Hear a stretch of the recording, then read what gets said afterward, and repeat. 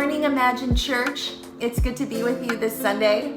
And thank you to everyone who gifted us with such loving words last Sunday as we celebrated our 7th year anniversary as a church.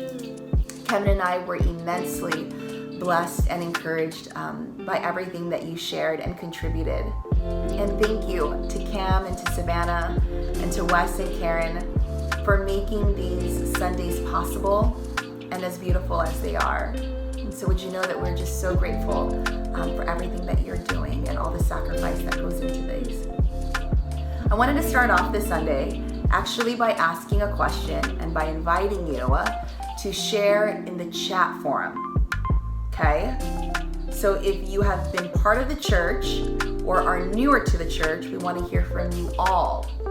You know, I hear from the newer people who will get in touch with us, and they'll say, it's been so awesome journeying with Imagine in this season. Love hearing from people. We want to hear from you. We want to hear your voice, and we want to hear your experiences. So I invite and I challenge you to share starting today. And so the question is, when you think about this season of your life, what is one word that describes it? So what is one word that describes this season of your life? We want to know how you're doing. And not only do we want to know how you're doing, but by engaging in a reflective exercise like we're doing right now, it allows for a sense of mindfulness and intentionality to be cultivated. You see, life is so easy to get caught up doing things around us that we neglect to take care of the things within us.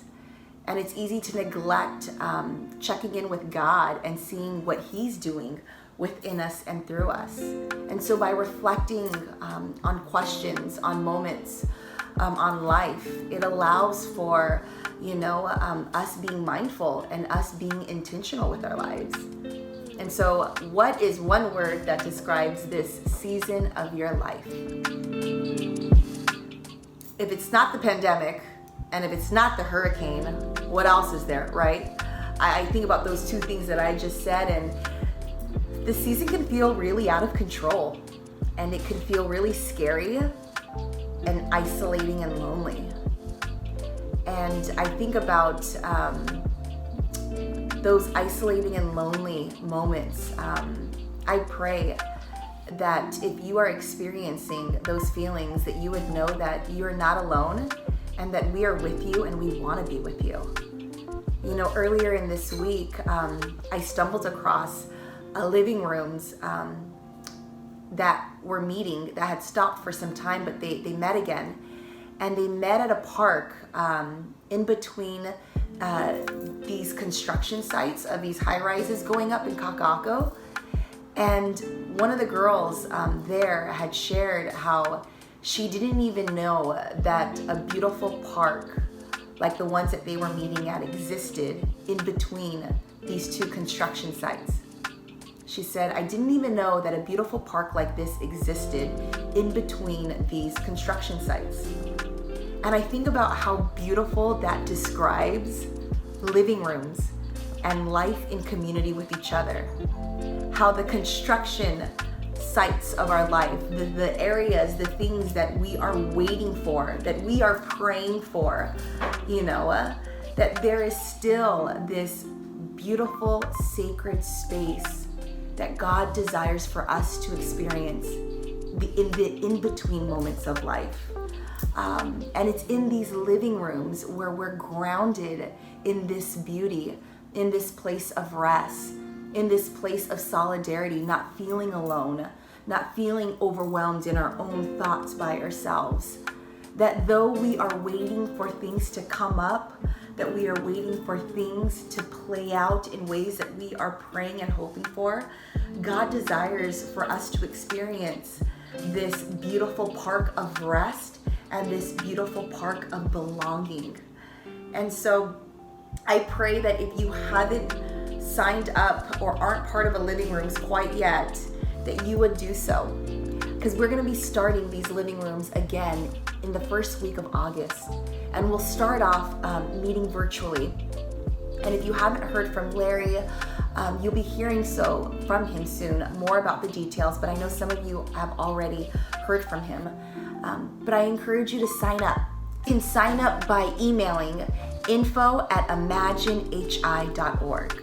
Again, you sign up by emailing us at info@imaginehi.org. Let us know who you are. Let us know that you're interested in living rooms, and we'll be pointing you in the right direction as we get ready to start new groups come the first week of August.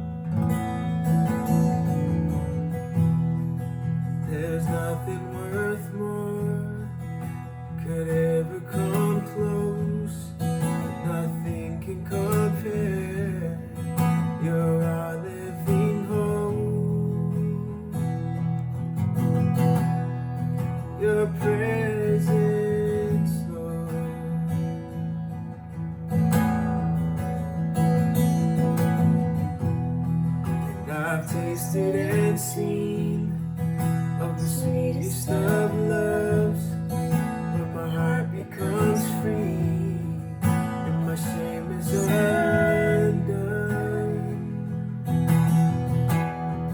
by your presence, Lord. Holy Spirit,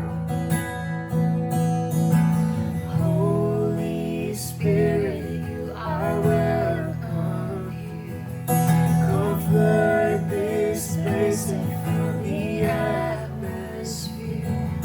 Your glory, God, is what our hearts long for, to be overcome by your presence, Lord.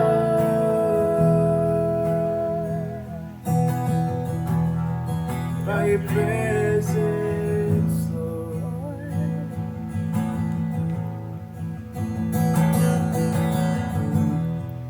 There's nothing worth more that would ever come close. Nothing can compare. You're our living hope. Your presence, Lord.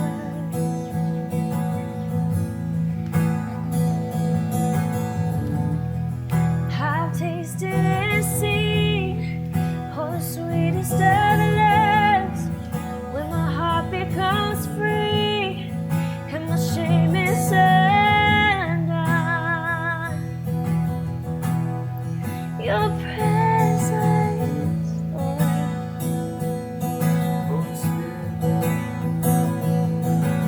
Holy Spirit, Holy Spirit, you are welcome here. Come flood this place and fill the atmosphere.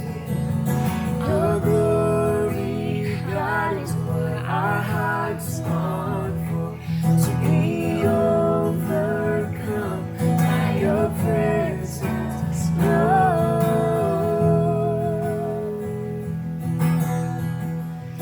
By your presence, Lord.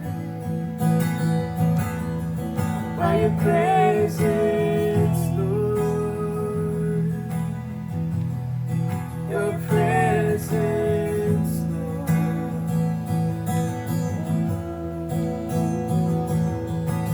Holy Spirit, you are welcome here. Come flood this place and fill the atmosphere.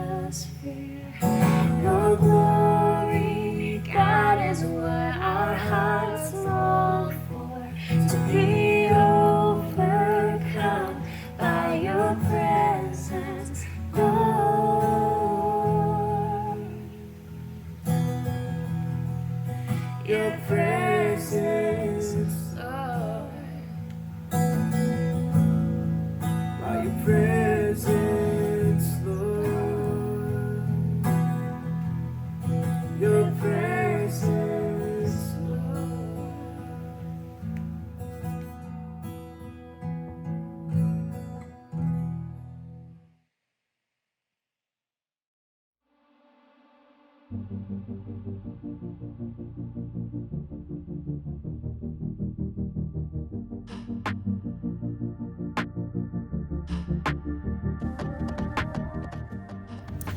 I would want to just be more flexible if things don't go the way that I plan them to.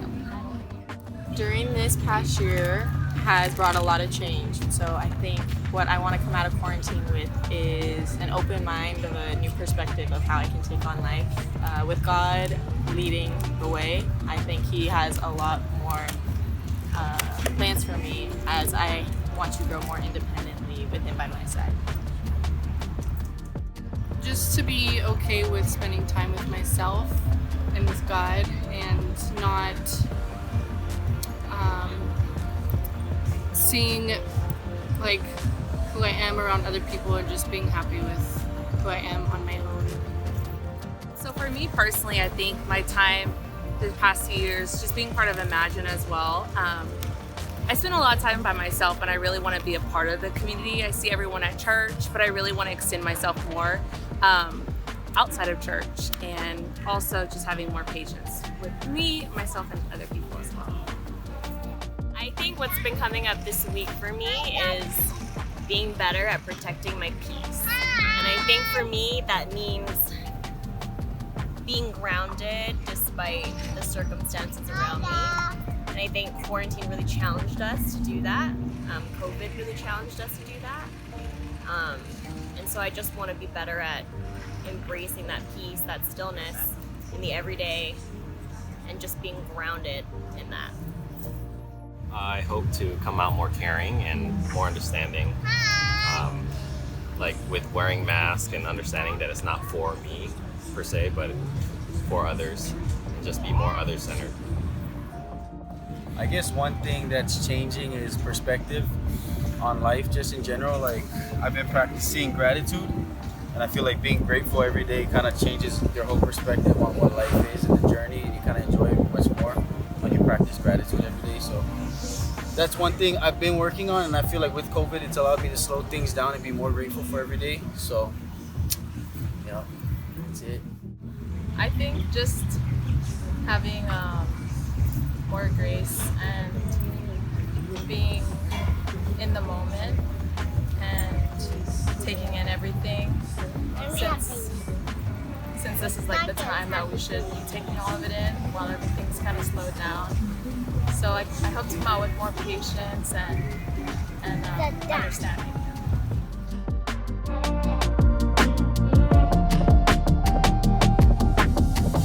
All right, it is July of 2020. What a year, what a month.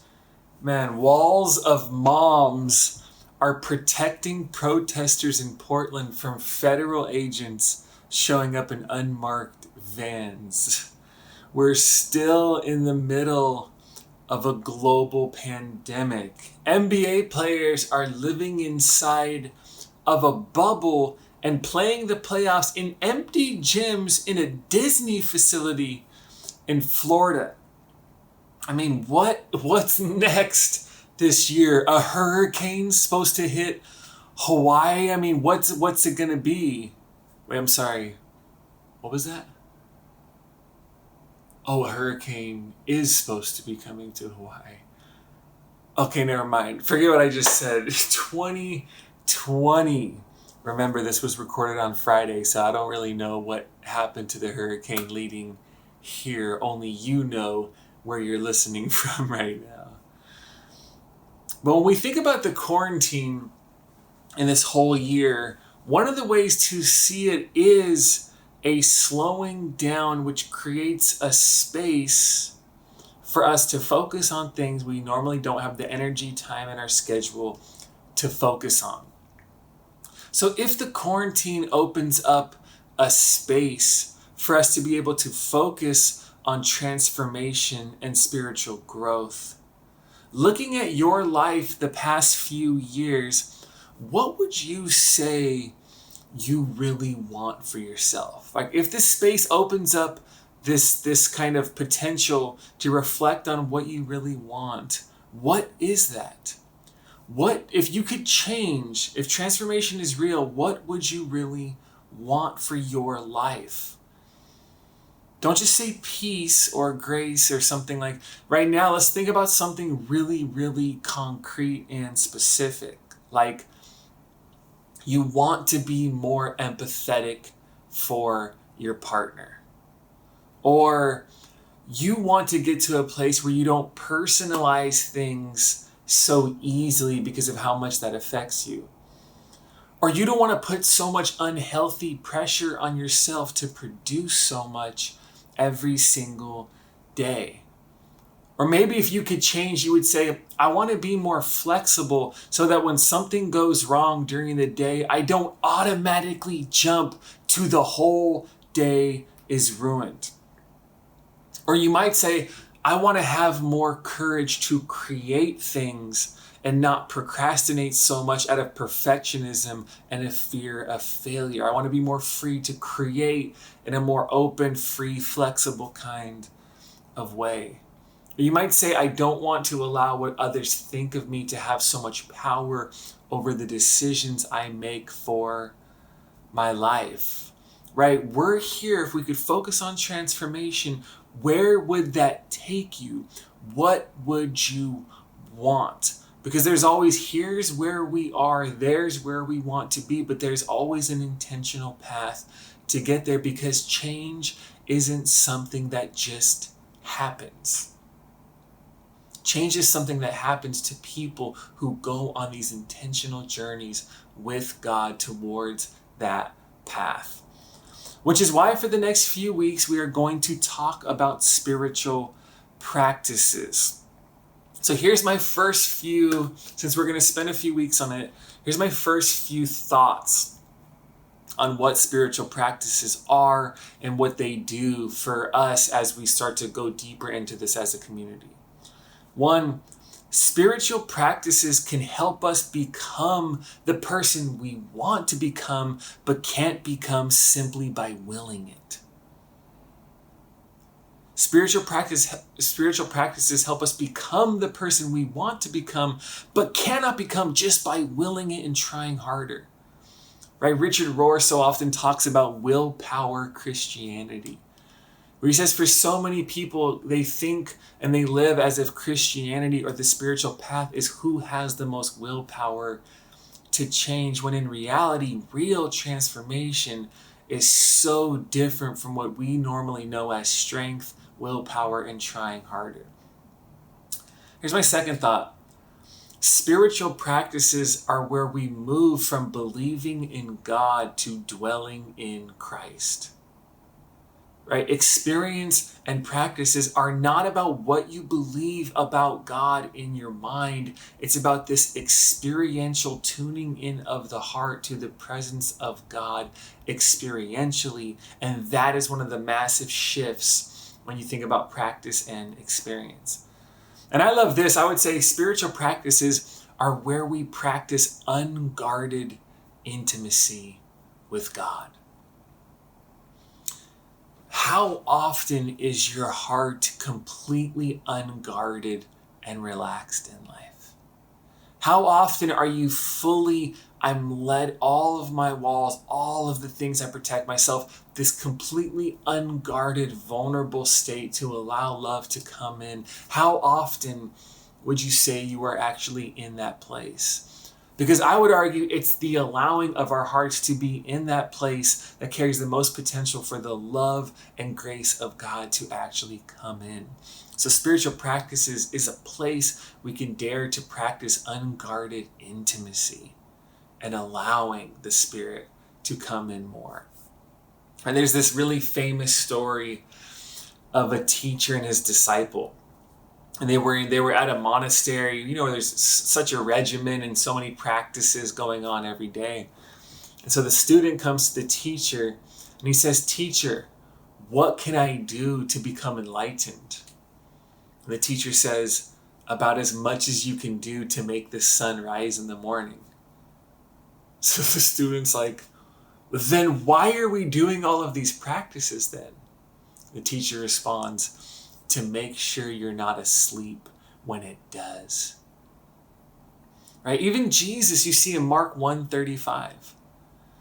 Mark 1:35, it says, "Very early in the morning, while it was still dark, Jesus got up, left the house, and went off to a solitary place where he prayed."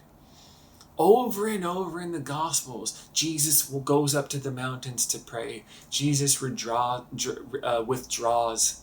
from the crowd. Jesus goes away by the lake by himself. Jesus had this consistent practice of retreating and of removing himself from the crowds, of spending time alone, of praying and meditating, and then after withdrawing, then he returns to the work, to the justice, to the preaching, to the good things he was doing. So I would end this first part by saying this. Spiritual practices are about becoming awake to God in private so you can stay awake to God in public. Spiritual practices are about intentional spaces where we can wake up to the presence of God, because it is in that intentional practice that we can learn more and more how to stay awake to God as we live our lives in public. Let's jump ahead to 1 Peter. 1 Peter 2:2-3, talking to these young Christians, these people who have had an experience of the resurrected Christ and now are wondering, how do we keep growing? What does the future look like? So verse 2, Peter says, like newborn babies, crave pure spiritual milk, so that you may grow up in your salvation, now that you have tasted that the Lord is good. He says, crave pure spiritual milk so you can grow. And how do you do this? By tasting that God is good for yourself. Consistent spiritual practices enable us to learn how to do what Peter is telling the people they need to do back then. He says this real journey of transformation and growth is about desire. It's about knowing God for yourself. It's about tasting what is good. It's about tasting what is real. It's about tasting what is true. This is why St. Augustine has this famous quote where he says, "My heart is restless until it rests in you." Spiritual practices, creating those spaces to become more awake to God, is about you bringing your restless heart into the space of the one who is able to give us rest. How many people want a less restless heart? Right? How do we learn how to bring our restlessness into the one who gives rest? Because have you ever had that moment where the magic of worship doesn't last? You ever have that moment, I would say for most evangelical-ish types, if you don't come from a more liturgical tradition, the most profound, sort of heightened, powerful experiences with God so often come during moments of worship and praise and music, right? That's awesome. That's a great thing. I think most of us have had some kind of an experience like that. It's that moment where you're like, I just broke through to like a different dimension in that moment. And maybe there's some tears, there's this heightened sense of love and light like pulsating through your mind and your body. And it's that moment where you feel peace. You really in the depths of your being that there's love. And in that moment, it's like all of your fear is completely eliminated. Right? In that moment of worship and union and connection, there's no fear. And it's like you broke through to this whole different thing. It's like that moment all of a sudden transforms all of us into Kevin McAllister in Home Alone. Right? We come outside, I'm not afraid anymore. You hear me? I'm not afraid anymore. Because in that moment of worship, that's how it feels. You're like, there's nothing to be scared of. Like, that's the moment where you just, in your heart, you're like, I'm done. Right? I'm done with fear. I'm done with shame. I'm done with feeling stuck. I'm done with this toxic relationship I was in. I'm done with putting so much pressure on myself. I'm done with all of the worry and anxiety. And in that moment, you believe that. Because it's like in that moment, you know who you are, you know you're okay, and you know God is present, right? Those are beautiful, powerful, transformative, absolutely critical moments for our journey. But that moment doesn't last, does it? Right? No fear. I felt like I forgave. I felt like I moved beyond all that. Then a little bit of time goes by and we fall back in to the same patterns. That worry creeps back in our life. Those feelings of shame seem to be crawling back into their places within us. All of those things that we knew, we were convinced that we were done with in that peak experience, in that heightened moment with God, they come back, and that's frustrating, and it's discouraging, and it can feel overwhelming. It can feel defeating, because when you were convinced you were done with it and it comes back, we're like, is there something wrong with me? Do I not have enough faith? Am I not, what's going on here? Here's the thing, it doesn't mean that what happened in that moment wasn't real. But what that shows us is this religious experience doesn't always translate into a religious life. Right? That experience doesn't mean it's going to be a sustained experience for the rest of our life. Which is why I would say this, which I believe is so critical to understand why spiritual practices are so important. Spiritual practices help those temporary states become permanent traits. So that temporary state of existence that you experience in the heightened moment of worship, sustained spiritual practices allow that state for that moment to start to slowly become permanent traits for our actual life. You may not be in that heightened state, but the peace that you knew starts to become more and more true for your life. You may not always feel that sense of emotional high, but the freedom from fear you felt there through sustained practices starts to become more and more woven into your very life. Spiritual practices help those temporary states become permanent traits. Because without consistent spiritual practices that allow us to keep returning to God, keep returning to grace, keep returning to love, and keep returning to our true selves, even our most powerful experiences of God will not turn into a peaceful life with God. Right? We want those powerful experiences of God to actually translate into a peaceful life with God for the long term. We want to be there, but we can't get there just by willing it. And spiritual practices essentially help pave the way for us to go on that journey to become closer and closer to God. So here's a couple thoughts just to finish up. I want to start really simply today, because spiritual practices, it's not, that's the funny thing, you teach about it, but it's not about learning it, it's about living it, right? So it's not about me preaching about practices, it's about all of you starting to actually practice these things in your life, but we still have to begin with teaching and seeing the journey.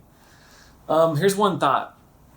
We need to find practices that do for our souls what exercise does for our bodies. Just think about the church is a school of love that wants to give you all of these exercises, practices, this schedule, and this regimen, so that these practices can do for the depths of your being what other exercises do for our bodies. It really is very, very similar. There's no shortcuts. There's no way to get around it. It's continuously returning to these practices, mysteriously start to form us, change us, turn those temporary states into permanent traits as we're on this journey. We need practices that do for our souls what exercise does for our bodies. Here's a big one. Christina and I have been having conversations about it this week, just conversations we've had with others, things I see. The quality of your life later on is determined by your commitment to change now. The quality, the peace, the joy, the freedom, the flexibility, all of the things that we want later on in life are born out of the commitment to change and transformation now. That's why I'm like, if you want your marriage to work 15 years into it, it really comes from you committing to transformation now. If you want to be less bitter, less angry, you don't want to burn all your bridges like you've seen other people do into their 50s. If I don't want a bunch of relational carnage behind me there, I need to learn how to be patient right now. I need to learn how to forgive right now. I need to learn how to move beyond the shame that keeps me isolated for so long, right? The depth I want there comes out of what I am doing right here. And if there's one thing I always want to give to people in their 20s and their 30s and their 40s for later on, it's the life you want later on flows out of the decisions we're making right now. Even these incremental changes is shaping us. The Spirit of God uses these practices to reform and shape us into those people we want to be. Who's making the commitment to be present right now? Who's taking the 15, 20 minutes for scriptures today? Who's taking the 15, 20 minutes to do some sort of personal intake each week? Oh, I need to forgive them. I need to let go of that. I'm mad at them. That was really just my expectations. Who's doing that real work right now? That's what the practices are about. You want to be that free. There are practices that the church has historically been doing that enable us to allow God to become those kinds of people. Change doesn't just happen, right? In our culture, most people just get older, but getting older doesn't mean you're actually growing up, right? Getting old, like I love this. I remember Richard Rohr, who I love to death, saying our culture is starved for elders. You know, elders is the wisdom, elders is the experience, elders is the groundedness of the people who help us along the journey. And he's like, in our culture now, he's like, we don't have elders, we just have older people. They're not any more free, they're not any more grounded in God and in Christ. He's like, our culture needs elders, not just older people. Growing old doesn't mean you're growing up. And that's what spiritual practices is all about. So for the next few weeks, we're going to be talking about spiritual practices.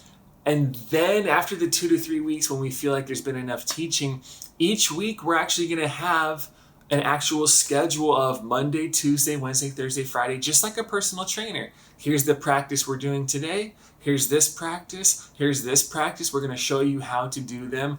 Because for the next 6 months, if we're not meeting together, especially without those heightened moments you might experience on a Sunday, we need to learn how to practice and experience God for ourselves with this consistent rhythm of connection, of intake, of letting go, of letting the Spirit in. How do we do that? This is all a part of this new journey.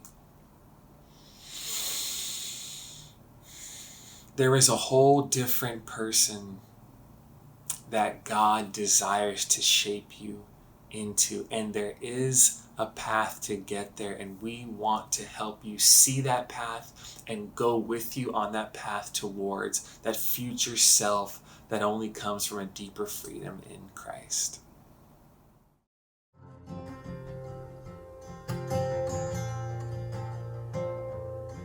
I'll praise before my breakthrough, till my song becomes my triumph. I'll sing because I trust you. I will bring my heart and I will lift my song. I'll praise before my breakthrough. Till my song becomes my triumph.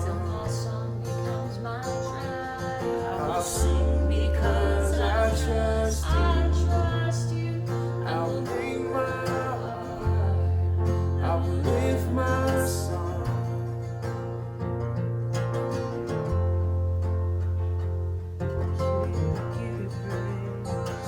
He who came in power, he will come again. He who heals the sick, won't he move again?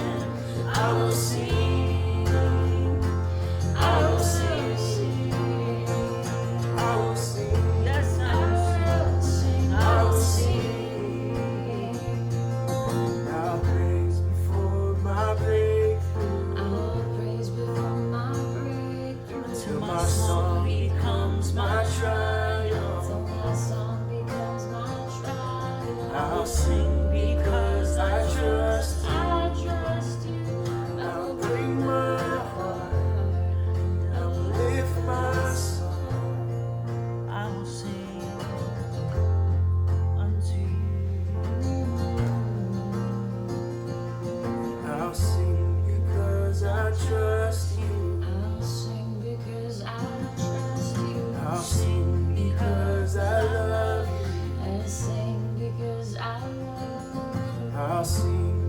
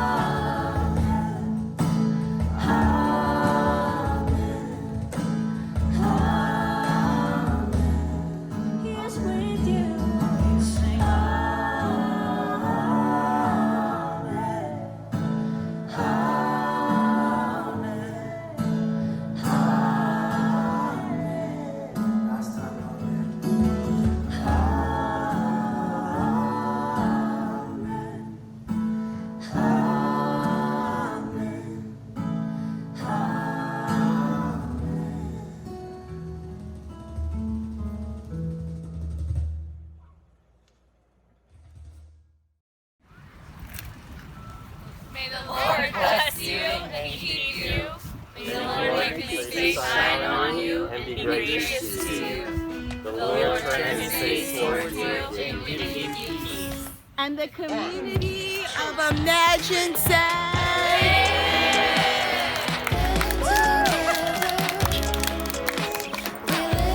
Any words for the church? Any words for the church? Love you. Read your Bible. Love you. Miss you. Love you guys. Miss you. Sticks and God stones bless. break more than bones. Words can start a fire, but when we stand hand in hand, we make this place a little brighter. Celebrate, celebrate, and love, love, love.